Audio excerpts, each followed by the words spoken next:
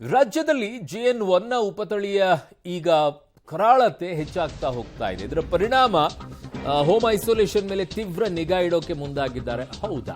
ಯಾರು ನಿಗಾ ಇಡ್ತಾರೆ? ಎಷ್ಟು ಜನ ನಿಮ್ಮ ಮೇಲೆ ನಿಗಾ ಇಡ್ತೀರಾ?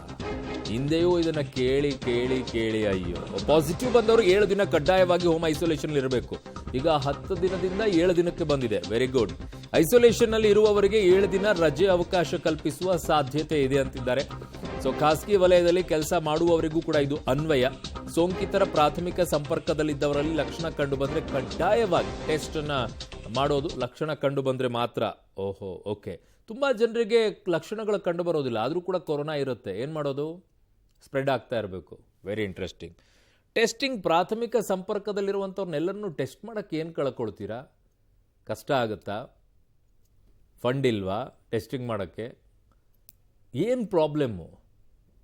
ಅವ್ರಿಗೆ ಲಕ್ಷಣ ಬಂದರೆ ಮಾತ್ರ ಟೆಸ್ಟ್ ಮಾಡೋದಂತೆ.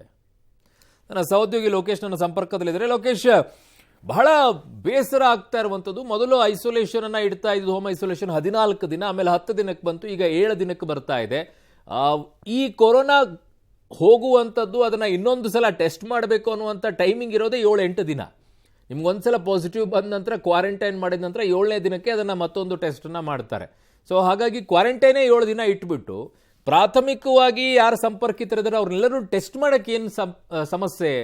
ಅರುಣ್, ಖಂಡಿತವಾಗೂ ಪ್ರಾಥಮಿಕ ಮತ್ತು ಪ್ರೈಮರಿ ಕಾಂಟ್ಯಾಕ್ಟ್ ಇರತಕ್ಕಂಥ ವ್ಯಕ್ತಿಗಳಿಗೆ ಟೆಸ್ಟ್ ಮಾಡಬೇಕು. ಆದರೆ ಈಗ ಅದು ಚಾಲನೆಯಲ್ಲಿಲ್ಲ. ಪ್ರಾಥಮಿಕ ಮತ್ತು ಸೆಕೆಂಡರಿ ಕಾಂಟ್ಯಾಕ್ಟ್ ವ್ಯಕ್ತಿಗಳನ್ನು ಪತ್ತೆ ಹಚ್ಚಿ ಟೆಸ್ಟ್ ಮಾಡುವಂಥ ನಿಯಮವನ್ನು ಕೈ ಬಿಟ್ಬಿಟ್ಟಿದ್ದಾರೆ. ಅದರಿಂದಾಗಿ ಸ್ಪ್ರೆಡ್ ಆಗ್ತಾ ಇರುವಂಥದ್ದು. ಈ ನಿಟ್ಟಿನಲ್ಲಿ ಈ ಸಭೆಯಲ್ಲಿ ಪ್ರೈಮರಿ ಮತ್ತು ಸೆಕೆಂಡರಿ ಕಾಂಟ್ಯಾಕ್ಟ್ ವ್ಯಕ್ತಿಗಳಿಗೆ ಕಡ್ಡಾಯವಾಗಿ ಟೆಸ್ಟ್ ಮಾಡಬೇಕು ಅಂತ ಹೇಳ್ತಾ ಇದ್ದಾರೆ. ಆದರೆ ಇಲ್ಲಿ 7 ದಿನಗಳ ಕಾಲ ಕ್ವಾರಂಟೈನ್ ನಿಯಮವನ್ನು ಜಾರಿ ಮಾಡ್ತಾ ಇರುವಂಥದ್ದು. ಆ 7 ದಿನದಲ್ಲಿ ಅವರಿಗೆ ಮತ್ತೊಮ್ಮೆ ಟೆಸ್ಟ್ ಮಾಡಿದಾಗ 9 ದಿನಕ್ಕೆ ಟೆಸ್ಟ್ ಮಾಡಬೇಕು ಅಂತೇಳಿ ತಜ್ಞರು ಹೇಳ್ತಾ ಇರ್ತಕ್ಕಂಥ. 9 ದಿನದ ನಂತರ ಅವ್ರಿಗೆ ಕೋವಿಡ್ ಇದೆಯೋ ಇಲ್ವೋ ಅಂತೇಳಿ ಗೊತ್ತಾಗುತ್ತೆ ಅಂತ ಹೇಳಲಾಗ್ತಾ ಇದೆ. ಆದರೆ ಇದ್ರ ರೋಗ ಲಕ್ಷಣಗಳ ಮೇಲೆ ಅಷ್ಟೊಂದು ಜೀವಕ್ಕೆ ಅಪಾಯ ಏನಿಲ್ಲ ಅನ್ನುವಂಥ ಈ ಒಂದು ಮಾಹಿತಿಯ ಆಧಾರದ ಮೇಲೆ ಈಗ 7 ದಿನ ಕ್ವಾರಂಟೈನ್ ಮಾಡಲಿಕ್ಕೆ ಅಂತೇಳಿ ಮುಂದಾಗಿರುವಂಥದ್ದು. ಈ 7 ದಿನದ ನಿಯಮವನ್ನು ಕೂಡ ಸರಿಯಾಗಿ ಪಾಲನೆ ಆಗ್ತಲ್ಲ. ಮೊದಲು 10 ದಿನ ಇತ್ತು, 10 ದಿನದ ನಿಯಮವನ್ನು ಕೂಡ ಪಾಲನೆ ಆಗ್ತಲ್ಲ. ಈಗ 7 ದಿನ ಕಡ್ಡಾಯವಾಗಿ ಇರಬೇಕು ಅಂತ ಹೇಳ್ತಾ ಇದ್ದಾರೆ.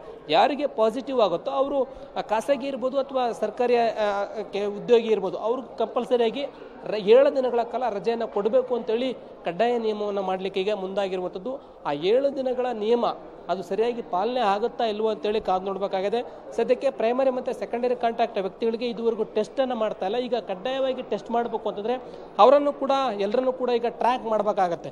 ಎಷ್ಟು ಜನ ಇದ್ದಾರೆ ಏನು ಅಂತೇಳಿ ಪತ್ತೆ ಹಚ್ಚಿ ಟ್ರ್ಯಾಕ್ ಮಾಡುವಂಥ ನಿಯಮಕ್ಕೆ ಮುಂದಾಗ್ತಾರೆ, ಅಥವಾ ಅದೇ ರೀತಿಯಲ್ಲಿ ನಿಯಮ ಜಾರಿ ಮಾಡಿ ಟೆಸ್ಟ್ ಮಾಡ್ದೇ ಹಾಗೆ ಕೈಬಿಟ್ಟು ಮತ್ತೆ ಸೋಂಕು ಸ್ಪ್ರೆಡ್ ಆಗಲಿಕ್ಕೆ ಇವರೇ ಕಾರಣಕರ್ತರಾಗಂತಾರೆ ಅಂತೇಳಿ ಕಾದು ನೋಡಬೇಕಾಗಿದೆ. ಅರುಣ್, ಓಕೆ ಲೋಕೇಶ್, ಹಾಗೆ ಸಂಪರ್ಕದಲ್ಲಿರಿ ಲೋಕೇಶ್. ನಿಮ್ಮ ಹತ್ರ ಮತ್ತೆ ವಾಪಸ್ ಬರ್ತೀನಿ ನಾನು.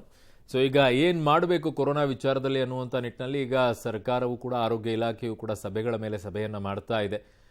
ಚರ್ಚೆಗಳನ್ನು ಮಾಡಿ ಕೆಲವೊಂದಿಷ್ಟು ನಿಯಮಗಳನ್ನು ತರೋಕೆ ನೋಡ್ತಾ ಇದ್ದಾರೆ. ಬಟ್ ಆ ಕಡೆಗೆ ಉಪಮುಖ್ಯಮಂತ್ರಿಗಳು ಹೇಳ್ತಾ ಇದ್ದಾರೆ, ಹೊಸ ವರ್ಷಕ್ಕೆ ನೀವು ಹೊಸ ಸರ್ಕಾರ ತಂದಿದ್ದೀರಾ, ಸೊ ಹಾಗಾಗಿ ನಿಮ್ಗೆ ಹೊಸ ವರ್ಷಕ್ಕೆ ಯಾವುದೇ ನಿರ್ಬಂಧಗಳನ್ನು ಹಾಕೋದಿಲ್ಲ, ಖುಷಿ ಖುಷಿಯಾಗಿ ಆರಾಮಾಗಿ ಹೊಸ ವರ್ಷವನ್ನು ಬರಮಾಡ್ಕೊಳ್ಳಿ ಅಂತ ಹೇಳ್ತಾ ಇದ್ದಾರೆ.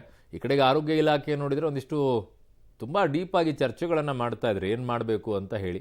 ಎಸ್ಪೆಷಲಿ ಬೆಂಗಳೂರಿನಲ್ಲೇ ಕೇಸ್ಗಳ ಸಂಖ್ಯೆ ಜಾಸ್ತಿ ಆಗ್ತಾ ಇದೆ. ಬೆಂಗಳೂರಿನಲ್ಲೇ ಹೊಸ ವರ್ಷಾಚರಣೆಗೆ ಹೆಚ್ಚಿನ ಜನ ಸೇರ್ಕೊಳ್ತಾರೆ, MG ರೋಡ್ನಲ್ಲಂತೂ. ಸೊ ಅಂದರೆ ನಿಮಗೆ ರೆವಿನ್ಯೂ ಬರಬೇಕಾಗಿದೆ ಅಂತ ಹೇಳಿ ಹೊಸ ಸರ್ಕಾರ ತಂದಿದ್ದೀರಾ, ಹೊಸ ವರ್ಷವನ್ನು ನೀವು ಚೆನ್ನಾಗಿ ಆಚರಣೆ ಮಾಡಿ ಅನ್ನೋದಲ್ಲ, ರೆವಿನ್ಯೂ ತುಂಬ ಚೆನ್ನಾಗಿ ಬರುತ್ತೆ ಹೊಸ ವರ್ಷಾಚರಣೆ ದಿನ ಅನ್ನುವಂಥ ಆಸೆ ಇಟ್ಕೊಂಡು ಕೂತಿದ್ದಾರೆ.